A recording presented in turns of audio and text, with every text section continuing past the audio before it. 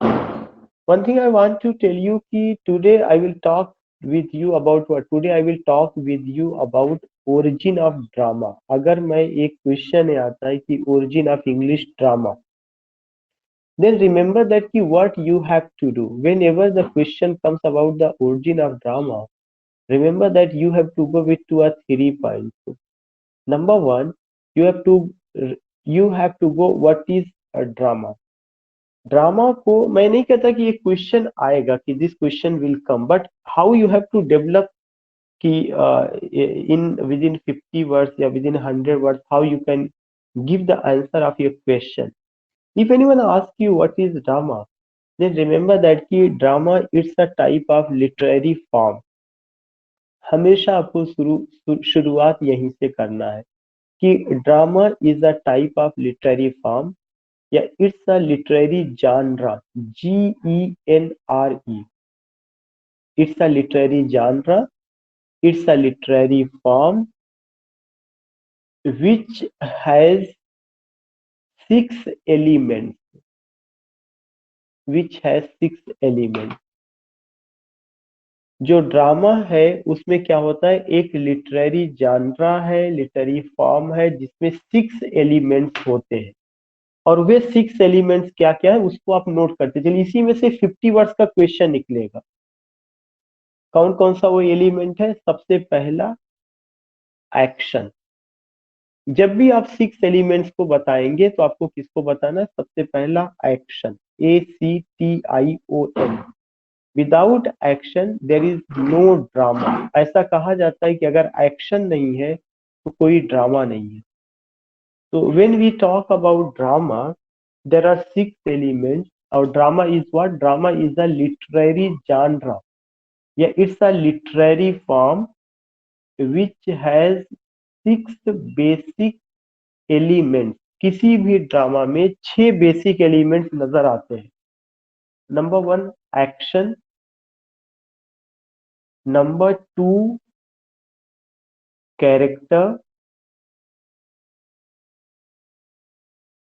Number 3 plot.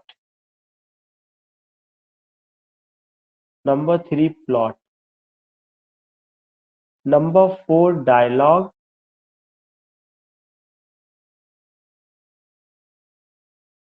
Dialogue. DIALOGUE. Dialogue. Number 5 medium of that medium of communication. Medium of communication.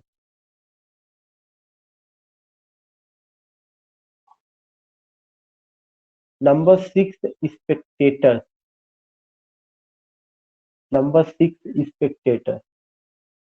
और जहां पे ये सारी चीजें मिल करके परफॉर्म की जाती हैं उसको हम क्या कहते हैं? उसको हम स्टेज कहते हैं.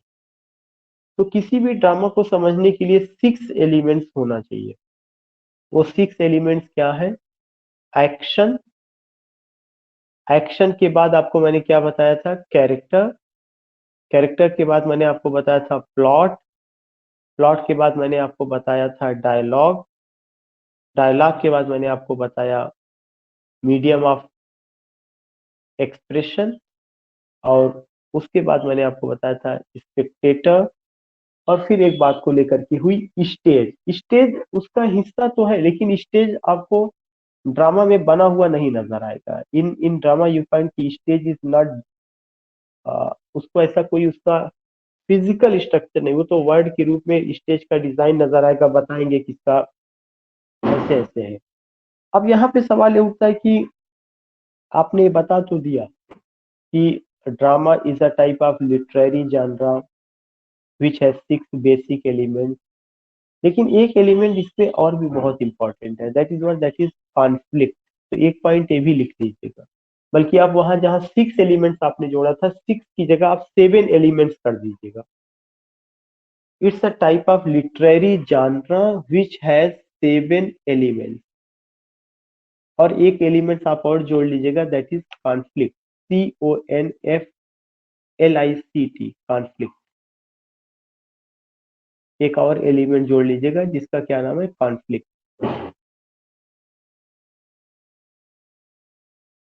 अब सवाल ये उठता है कि जब आप ड्रामा को लेकर के बात करते हैं या ड्रामा को लेकर के हम कोई चीज रखते हैं, तो क्या ये सब चीजें हमें डिफाइन करने के लिए आएगा कि आप बताइए एक्शन क्या है, या क्या ये डिफाइन करने के लिए आएगा कि tell me about what is plot. तो मैं ये नहीं कहता कि कैरेक्टर आएगा या कुछ कुछ चीजें आएंगी, लेकिन इतना जरूर आ सकता है कि प्लॉट को लेकर के आ सकता है, ज्यादा बड़ा नहीं, केवल और केवल 2 3 4 लाइन का। तो आप सबसे पहला जो है वर्ड लिखिएगा कि व्हाट इज प्लॉट। यहां से एक short answer you have to write down, what is plot.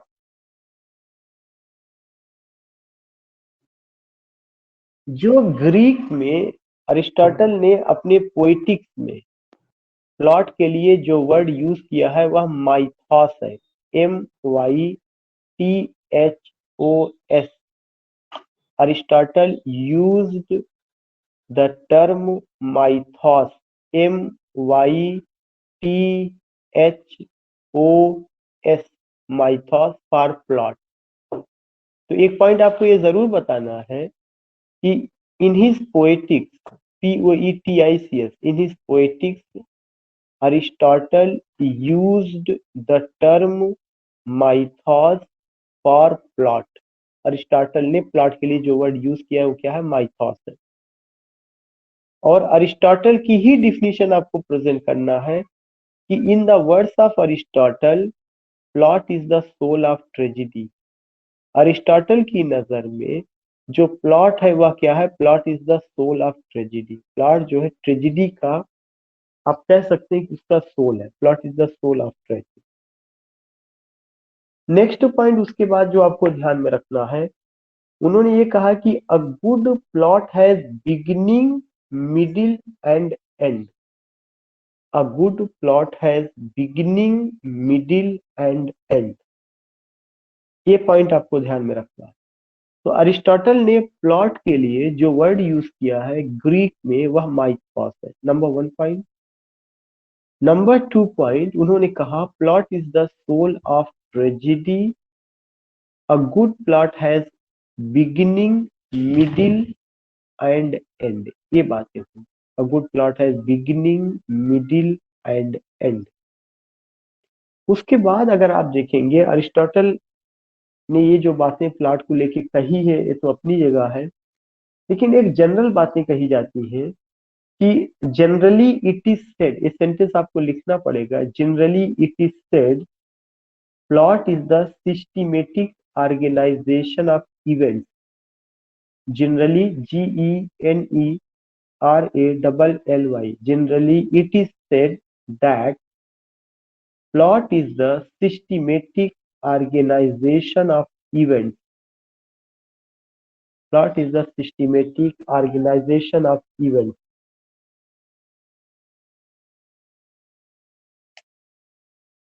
In Shakespearean comedy, in Shakespearean comedy, one can see two plots, major and minor। ये चीज बताना जरूरी है। In Shakespearean comedy, one can see two plots, major and minor। For example, Twelfth Night, The Merchant of Venice। For example, Twelfth Night and The Merchant of Venice।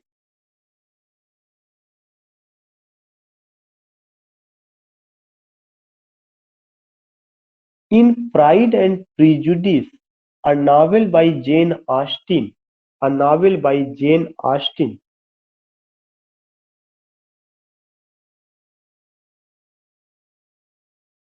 a novel by Jane Austen has two plots। वहां पर भी दो plots है, major and minor. Major plot and subplot, अगर minor word की जगह बहुत minor हो सकता, माइनर प्लॉट, लेकिन major plot and subplot अगर आप यूज करेंगे तो वो चीज ज्यादा बेहतर है। मेजर प्लॉट एंड सब प्लॉट, मेजर प्लॉट एंड सब plot. So what did I tell you? I only told you if the question comes related to plot, how you have to develop your language, how you have to express your thought. आपने plot को उठाया, उसकी definition दिया है, और फिर उसके उसके कॉन्टेक्स्ट में you told what had been said by Aristotle. You also gave the example of Shakespeare का मेजर एंड माइनर प्लॉट का, उनके ड्रामा का, जेन ऑस्टिन तक आपने बातें किया, और इवन आपने ये भी कहा कि जनरली पीपल क्या कहते हैं, जनरली पीपल से या people believe that plot is the systematic organisation of event. Generally ये चीज कहा जाता है कि plot is the systematic organisation of event. Here I want to ask you, here I want to tell you, when you go with this particular point, plot, when you go with this particular thing, the plot is the systematic organization of events. It has a beginning, middle and end. उसमें beginning है, middle है और end है. All these things we find, all these things we come to know. यहीं पर आपको ये समझने की कोशिश करना है, what is the difference between story and plot. अब आप यहीं पे अगला शब्द लिख लीजिएगा, स्टोरी, STORY। ये सबने लिख लिया है या किसी का कोई पॉइंट मिस हो रहा है? May I know the response of anyone? Sir लिख रहे हैं सर। लिख लिया गया सर। ओके, मैं जानना चाहता हूँ अनीता जी से। अनीता जी, जहां पे आपका नाम है वहां पे माइक का सिंबल है, यू कैन अनम्यूट। शमीम जी से भी जानना चाहते हैं, जगमोहन जी हैं, सोनू मिश्रा, मंजू यादव, दिस पीपल। हाँ सर, क्लियर हो रहा है। Okay it's okay sir. Okay, जो लोग जवाब नहीं दे पाए वो चैट बॉक्स में जवाब दे सकते हैं, या भी जब वो क्लास ओवर होगी तो ग्रुप में डाल दीजिएगा। सेकेंड पॉइंट ये है कि अगर आपसे ये क्वेश्चन आता है कि right a short note on story, या स्टोरी और प्लॉट में क्या डिफरेंस है, अगर ये बताने की बात की जाएगी तो रिमेंबर दैट कि जो स्टोरी है, story is unsystematic organisation of event. This particular point you have to note down. Story is unsystematic organization of event. जो story है वह unsystematic organization of events है. Story is unsystematic organization of events. Story is unsystematic organization of events. Plot is systematic. ये सब में केवल शब्दों का खेल है, वहां पे सिस्टमेटिक है, वहां पे अनसिस्टमेटिक है। And other point, what do you find in story? There is the economization of words, character and event. This is another important point. In story there is the economization, ECONOMIZATION. There is the economization of words, events and characters. Words, events and characters. In story there is the economization of words, events and characters.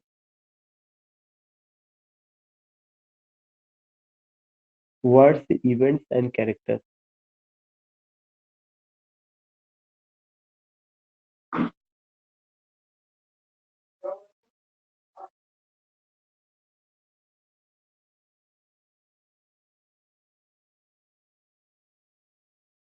A short story writer does not use, जो short story writer है, a short story writer does not use any superficial thing. Superficial शब्दों को ध्यान में रखना है। superficial, SUPERFICIAL, superficial thing। जो short story writer है वो कोई भी सुपरफिशियल चीज का यूज नहीं करता। Short story writer does not use any superficial things. So in story, what do you find? In story, there is the economization of words, characters, and events. Short story writer does not use any superficial things. Next point जो मैंने बताया था कि story is what unsystematic organisation of events, unsystematic organisation of events. Next point you have to know कि curiosity, to arouse curiosity among readers is another basic characteristic of a short story या short story writer, कि एक तरह का उसमें curiosity उत्पन्न करना, जानने की जिज्ञासा, आगे क्या होगा, आगे क्या होगा, इसकी जिज्ञासा उत्पन्न करना, ये एक दूसरा कैरेक्टरिस्टिक है short story writer. This is another characteristic of short story writer, यह एक शॉर्ट स्टोरी राइटर का एक अदर कैरेक्टरिस्टिक है। So remember that to arouse curiosity among readers, to arouse curiosity among readers,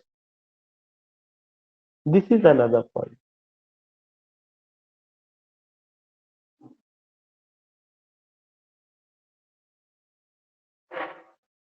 Next point which I would like to share with you is that when you talk about short story writer, you can go with anyone, whether that is Rabindranath Tagore, whether that is O. Henry का the leaf बड़ा popular short story है, इतना symbolic है, जहां खत्म होता है आदमी कुछ समय के लिए बिल्कुल सोचता है कि क्या इसके आगे और क्या कहा जा सकता है।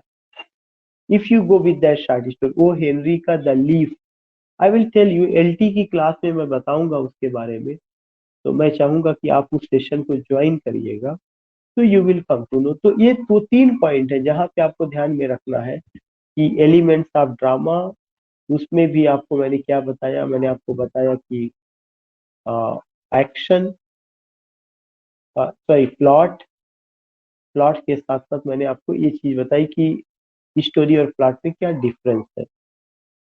अब उसके बाद अगर आता है कि वर्ड नॉवेल, नॉवेल क्या है, जैसे ड्रामा की बात हो रही है वैसे कहीं ना कहीं नॉवेल का वर्ड आ सकता है कि नॉवेल का डिफिनेशन। हमेशा जब भी आप शुरू करेंगे तो आपको ये ध्यान में रखना है कि एज अ लिटरेरी फॉर्म, आपको यहीं से लिखना as a literary form the novel originated in the 18th century, as a literary form the novel originated in the 18th century। ये जरूर आप पूरा सेंटेंस अभी लिखिए, बस अभी का मकसद ये है कि आपको चीजें, are you getting lecture,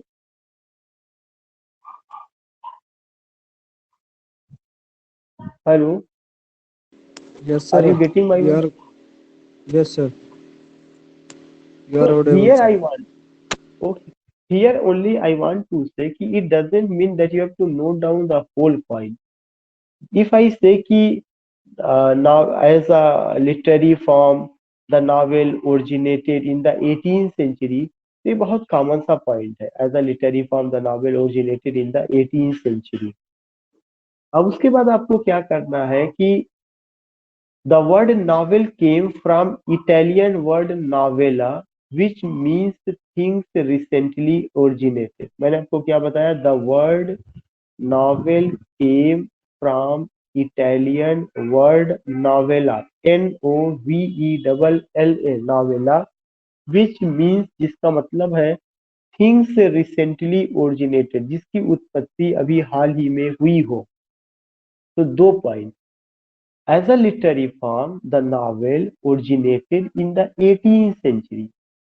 second important point कि the word novel came from Italian word novella which means things recently originated.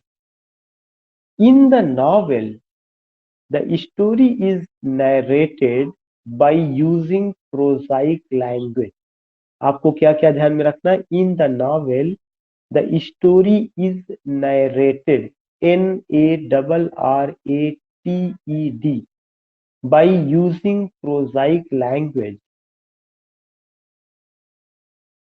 based on the ground of reality। जब नॉवेल शुरू में आया था 18th सेंचुरी में, तो आप देखेंगे कि नॉवेल का मकसद यही था कि जो मिडिल क्लास की जिंदगी से रिलेटेड है, हकीकत की जिंदगी से रूबरू कराता है, प्रोजाइक लैंग्वेज में लिखा गया है, वही नॉवेल है। तो ये तीन बातें थी इन द बिगिनिंग या in the 18th century when the novel came. You find three basic characteristic. तीन बेसिक कैरेक्टरिस्टिक क्या थी कि इवेंट्स रिलेटेड टू, आप कह सकते हैं कि related to day life, events related to day life, specially the people of middle class. जो मिडिल क्लास का आदमी था उसकी जिंदगी से रिलेटेड जो इवेंट्स था, events related to day life, specially the people of middle class were narrated by using the prosaic language, by using the prosaic language. Further, you have to say, in making the novel popular, that to make the novel popular, the four wheels of the novel played a significant role। अब यहीं पर आपने 18वीं शताब्दी का four wheels of the novel की भी आपने बात कर दी, और वह जो four wheels of the novel थे, they were Samuel Richardson, Henry Fielding, Tobias Smollett, Laurence Easton. They were who? Samuel Richardson, Tobias Smollett, Lawrence Easton, Henry Fielding। Henry fielding. अगर आप देखेंगे कि उनके समय जो नॉवेल आता है वो कौन सा, एपिस्टेलरी नॉवेल। उससे पहले earliest form of the novel was the picaresque novel, and you also find ये novel of character and novel of incident. तो novel of incident, the novel of character, picaresque novel जो earliest form of the novel था, या अगर आप देखेंगे तो एक और है जिसका नाम है एपिस्टेलरी नॉवेल। तो दीज पॉइंट्स यू फाइंड। तो रिमेम्बर दैट कि मैं ऐसा नहीं कि अभी कोई डायरेक्ट आपको कोई एक बड़ा टॉपिक लेके चल रहा हूँ। सबसे पहले मैं छोटे छोटे टॉपिक जो आप पढ़े हुए हैं, जो आपको पता है कि अगर आएगा तो लिखा कैसे जाएगा, तो जो उसका लिखने का तरीका होगा, पैटर्न यही होगा। What the pattern you have to develop, कि four wheels of the novel की बात करनी है, 18th सेंचुरी में नॉवेल की बात करनी, novel came from the Italian word novella. These things you have to remember. So in today's class, I had gone with what? I had gone with short story, I had gone with the novel, I had gone with the four wheels of the novel. I also told you plot, I also told you drama and elements of drama. आपको इसमें और भी इजाफा कर सकते हैं, अगर आप कोई चीज पढ़ते हैं उसमें पॉइंट और आ जाता है, उसी के आगे आप उसको जोड़ सकते हैं। क्योंकि जब वो ब्रॉड वे में पूछेगा 150 शब्द में, तो इसी पॉइंट्स पे एक्सप्लेन करना है। जैसे four wheels of the novel आया, तो four wheels of the novel में आपको question four wheels of the novel अलग से भी बन सकता है कि the phrase four wheels of the novel refers to the novelist who came in the 18th century named, अभी जैसे मैंने बताया सैमुअल रिचर्डसन और Tobias Smollett, Laurence Sterne, Henry Fielding. They wrote novel in epistolary form. Epistolary form is a type of novel written in letter form. The word epistle is a Latin word which refers to letter. All these things you can just tell, and most of their novels are based on the ground of reality, talk about the people of middle class, day-to-day life experiences have been reflected as shared. तो जो बातें वहां पे हुई है वही चीजें यहाँ पे। अब आपको क्या करना है, इससे रिलेटेड जो उनके नावल हैं, जैसे जोसेफ एंड्रयूज है, हेनरी फील्डिंग का, पामेला है, सैमुअल रिचर्डसन का, तो ये सब चीजें हमें क्या करना पड़ेगा, हमें वहां पे ध्यान में रखना पड़ेगा। तो उसका एग्जाम्पल जब हम देंगे, लॉरेंस ईस्टन आपका है, ट्रिस्टम शैंडी उनका है, तो ये सब कुछ एग्जाम्पल पता होना चाहिए। इससे पता चलेगा कि आपको इनके बारे में, इनके वर्क के बारे में अच्छे ढंग से पता है, यह चीजें। Now it's your time. अगर आपकी कोई क्वेरी हो तो एक दो लोग क्वेश्चन कर सकते हैं। किसी को कुछ कहना?